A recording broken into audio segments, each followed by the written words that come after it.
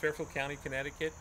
I have a 1969 big block 4-speed Indianapolis 500 pace car that will be featured in the Fairfield County Concours a week and a half from now. Pace cars, Camaro were pacing the Indianapolis 500, and Chevy ended up making about 3,400 total pace cars. They were all convertibles. Most had 350 cubic inch engines. Very few were made with 396 big block engines, and even fewer, about 14, were made with 4 speeds in those big blocks. This happens to be one of those cars. Probably the most common part missing in the 69 was, and this was the first year they did this, was the what they call AIR system, emission system. Now those parts cost upward of $3,000 to $5,000 to find and replace. It's very difficult to find them. A lot of cars don't have them. What makes this car even more special is I happen to be in the professional racing industry, making coating technologies for race cars, and have had the pleasure of meeting both the winner of this race and the winner of the 1967 Indianapolis 500.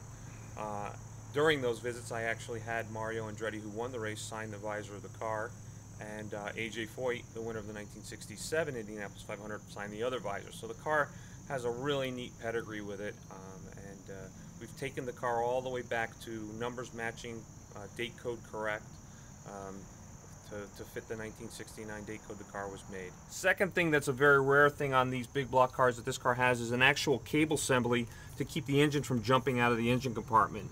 They had to put those on as a recall item for a lot of these big block cars because of the problems with breaking engine mounts. A story told to me that I didn't know about with the car is, of all the bolts in the engine compartment, the 2 bolts that hold the horn assembly on actually have small anchors on them. If the car is done correctly, or is an original car, there should be 2 very small anchors on those bolts, different than all the other bolts in the car.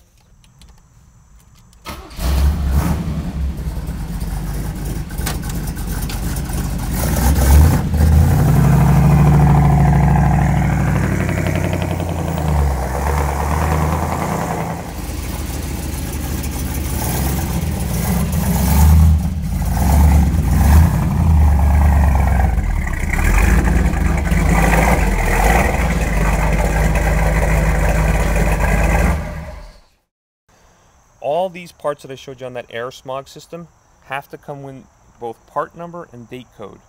All the transmission, voltage regulator, water pump, wiper motors, the wheels, the actual wheel, if we pull the hubcaps off, there has to be a 4-digit number all the way down to, it's called a YJ wheel, and all the way down to the actual day it was made. I never saw this in any other car, that the actual bumper jack has a U69 for it, only for 1969.